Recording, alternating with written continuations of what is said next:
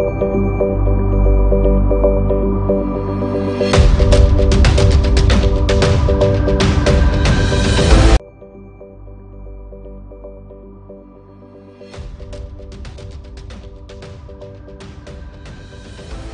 علیکم ناظرین، آپ دیکھ رہے ہیں وائس آف لاہور اور میں ہوں ریاض حسین۔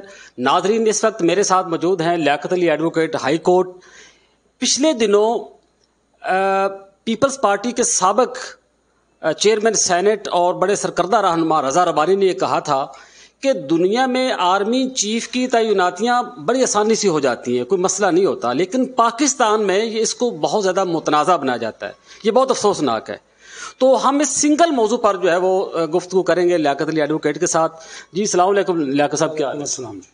آپ نے اس پہ اپنا رد عمل دیا تھا اور اپنا نقطہ نظر بھی دیا تھا، یہ کیا مسئلہ ہے پاکستان میں ہی اس کو کیوں متنازع بنایا جاتا ہے؟ اس کی وجہ یہ ہے کہ پاکستان میں اس عہدے کی مجموعی صورتحال میں بہت زیادہ اہمیت ہے۔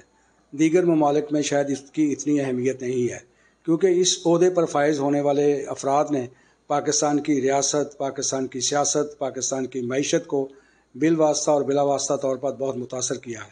اور پچھلے 75 سال کی تاریخ میں ہم دیکھتے ہیں کہ جو اس عہدے پر فائز ہوتا ہے اسے ہی دراصل اصل اور حقیقی حکمران سمجھا جاتا ہے۔ یہی وجہ ہے کہ اس تقرری کے ارد گرد بہت زیادہ شور شرابہ اور ہنگامہ مچایا جا رہا ہے۔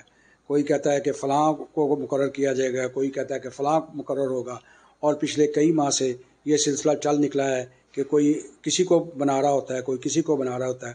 اور سابق وزیر اعظم تو کہتے ہیں کہ موجودہ حکومت کو بنانا نہیں چاہیے، اس عہدے پر تقرری ہی نہیں کرنی چاہیے جب تک کہ نئے اور فریش الیکشن نہیں ہو جاتے۔ اس لیے عمران خان صاحب یہ کہتے ہیں کہ جب تک نئے الیکشن نہ ہوں اس وقت تک ان کو ایکسٹینشن دے دی جائے۔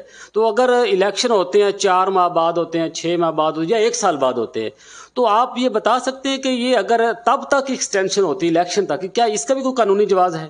دیکھیں 2019 میں ہم نے ہماری پارلیمنٹ نے ایک قانون منظور کیا تھا 2019 میں، اور جس میں سارے ہی سیاسی جماعتوں نے اس کی تائید کی تھی، اور اس وقت عمران خان کی حکومت تھی اور انہوں نے اس کو پائلٹ کیا تھا اس قانون کو، اور اس میں توسیع دینے کا جو ملازمت میں اور اس عہدے کے پر فائز شخص کو توسیع دینے کا اختیار دیا گیا تھا۔ اگر تو اس کو پیش نظر رکھا جائے تو پھر تو دی جا سکتی ہے، لیکن بات یہ ہے کہ وہ یہ نہیں کہتے کہ کتنی دیر کے لیے دینی چاہیے۔ وہ کہتے ہیں جی میرے وکلا نے مجھے بتایا ہے کہ توسیع ہو سکتی ہے۔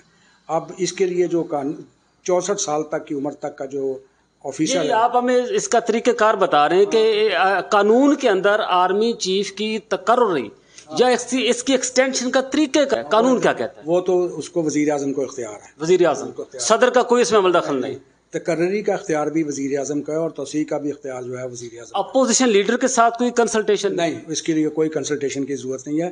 طریقہ یہ ہے کہ جو sitting chief of the army staff ہوتا ہے وہ ایک پینل بھیجتا ہے، جنرلز کا، ایک سینئر جنرلز کا پینل بھیجتا ہے منسٹری آف ڈیفنس کو، اور منسٹری آف ڈیفنس جو ہے وہ ایک سمری بھیجتی ہے وزیر اعظم کو، اور اب یہ وزیر اعظم کا اختیار ہے کہ وہ ان میں سے کس کو سلیکٹ کرتے ہیں، اور یہی اس کا طریقہ کار ہے۔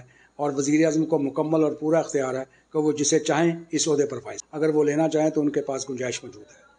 اچھا، ہم پھر رضا ربانی صاحب کے اس بیان کی طرف آتے ہیں جس میں وہ کہتے ہیں کہ بڑی یہ قابل افسوس بات ہے کہ پاکستان میں جو ہے وہ آرمی چیف کی جو تقرری ہے اس کو بڑا متنازع بنایا جاتا ہے۔ آپ کیا سمجھتے ہیں کہ انہوں نے یہ جو بیان دیا اس کا پس منظر کیا ہے؟ اصل ایکچولی وہ میرا خیال ہے کہ وہ تجاہل عارفانہ سے کام لے رہے ہیں۔ انہیں پتہ ہے کہ اس تقرری کے ارد گرد جو ہے یہ شور کیوں ہے، کیونکہ وہ سیزنڈ پولیٹیشین ہیں اور انہیں پتہ ہے کہ اس تقرری کی وجہ سے کیا کیا اس کے نتائج ہو سکتے ہیں، ممکنہ نتائج ہو سکتے ہیں۔ دیکھیں پاکستان میں جو یہ پاکستان ہی میں ہوا ہے کہ کمانڈر ان چیف جو ہے فوج کا وہ آ کر مرکزی کابینہ میں وزیر بن جاتا ہے، سٹنگ کمانڈر ان چیف۔ یہ کسی دوسرے ملک میں نہیں ہوا۔ کیا یہ اس میں آئین میں گنجائش نہیں؟ نہیں، کوئی گنجائش نہیں تھی۔ جب یہ بنا پھر بھی بن جاتے ہیں۔ پھر یہ ہمارے یہاں ہی ہوا ہے کہ ایک میجر جنرل جو ہے وہ پاکستان کا چوتھا گورنر جنرل بن جاتا ہے، اور پھر وہی گورنر جنرل پاکستان کا پہلا صدر بن جاتا ہے، اور وہ پارلیمنٹ کو کہتا ہے کہ اگر آپ نے مجھے منتخب نہ کیا تو میں اسمبلی توڑ دوں گا، میں پارلیمنٹ توڑ دوں گا۔ یہ بات ریکارڈ پہ موجود ہے۔ اور پھر وہ پاکستان کی پارلیمنٹ اس کو متفقہ طور پر پاکستان کا صدر منتخب کر لیتی ہے، اور اس کا نام ہے میجر جنرل سکندر مرزا۔ اور پھر ایوب خان آتا ہے، وہ 10 سال تک اس ملک کا स्याह और सफ़ेद का मालिक रहता है, अपना आइन बनाता है, अपनी कौमी असम्बली बनाता है, लेकिन उसके बाद जब उसके जाने का वक्त आता है तो वो कौमी असम्बली के स्पीकर को इख्तियार देने की बजाय, उसको इक़्तिदार हैंड ओवर करने की बजाय कमांडर इन चीफ याह्या खां को देकर चला जाता है, और फिर याह्या खां भी चलता रहता है और उसकी बदौलत मुल्क टूट जाता है, कोई उसको पूछ नहीं सकता। इसलिए ये ओहदा जो है उसने हुकूमतें बनाने में, हुकूमतें कराने में, हुकूमतों को मोड़ने में, इस ओहदे पर फाइज अफराद ने बहुत अहम रोल अदा किया है। इसकी वजह से ये सारा शोर शराबा बरपा है। हुकूमत अपना चाहती है कि वो इख्तियार अपने पास रखे, अपोजिशन चाहती है कि हुकूमत ये इख्तियार इस्तेमाल न करे, इसलिए ये लड़ाई है। अगर इस ओहदे ने पाकिस्तान की सियासत, मईशत और रियासत में कोई रोल अदा ना किया होता तो ये इस ओहदे पर कोई कुछ भी नहीं। कितने लोगों को पता है कि पाकिस्तान की एयर फोर्स का चीफ कौन है? बहुत कम लोगों को पता है। कितने लोगों को पता है कि पाकिस्तान की नेवी का चीफ कौन है? लेकिन पाकिस्तान की जो बड़ी फ़ौज का जो चीफ होता है उसका नाम बच्चे बच्चे को मालूम होता है। इसका मतलब यह है कि अगर उसका रोल मौजूद है पाकिस्तान की सियासी मामलात में, पाकिस्तान के रियासती मामलात में, इसीलिए उसका नाम भी लिया जा रहा है, उसके जो आने वाला है उसके भी बारे में क्या सराहियाँ की जाती हैं। अगर ये उसको इख्तियार ना हो और उसकी ये अहमियत ना हो तो कोई उसकी तकर्री पर शोर शराबा भी ना हो। मेरा ख्याल है कि ये मुतनाज़ा उस वक्त तक बनता रहेगा जब तक जो है इस ओहदे पर फाइज जो शख्सियत है वो बिल वास्ता और बिला वास्ता तौर पर जो उसकी साबका हिस्ट्री है उससे अपने आप को कतई ताल्लुक़ नहीं करती कि वो मईशत में, सियासत में और रियासती अमूर में कम तवज्जो दे और अपने जो उसका अपना शोबा है, जो फ़ौज का शोबा है, उसकी तरफ तवज्जो दें, उसकी तरक्की की सोचें, उसको बेहतर से बेहतर बनाने की कोशिश करें। तो मेरा नहीं ख्याल कि मुस्तकबिल में या मुस्तकबिल करीब में ऐसा शोर शराबा या ऐसा हंगामा हो सकता है।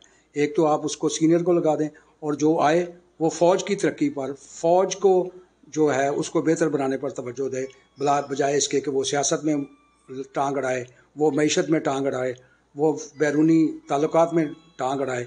तो मेरा नहीं ख्याल कि ये ऐसे मसाइल पैदा होंगे। जी नाज़रीन, लियाकत अली एडवोकेट साहब की ये बात में बहुत वज़न है, जो उन्होंने ये आखिर में दोबारा ये बात कही है कि पाकिस्तान में आर्मी चीफ़ की जो तैनाती है वो इसलिए ज़्यादा अहम है कि आर्मी चीफ़ हिस्ट्री अगर हम देखें पाकिस्तान की पूरी हिस्ट्री, तो उसमें वो बिल वास्ता या बिला वास्ता रियासती अमूर में, मुआशी अमूर में या सियासी अमूर में उनकी एक तरह से वो अपना रोल प्ले करते हैं, या उनकी इंटरफेरेंस होती है, या उनका एक बड़ा इफ़ेक्टिव जो है ना उसमें वो उसको इफ़ेक्ट करते हैं, वो इफ़ेक्टिवली इफ़ेक्ट करते हैं मामलात को। तो और जब तक ये रहेगा तब तक जो है ना आर्मी चीफ़ की जो पोस्ट है वो बहुत ज़्यादा अहमियत की हामिल रहेगी, और तब तक जो है ना आर्मी चीफ़ की तैनाती का जो मामला है या उनकी एक्सटेंशन का जो मामला है वो भी मुतनाज़ा रहेगा। तो नाज़रीन, इन्हीं अल्फाज के साथ रियाज हुसैन को इजाज़त दीजिए और देखते रहिए वॉइस ऑफ लाहौर।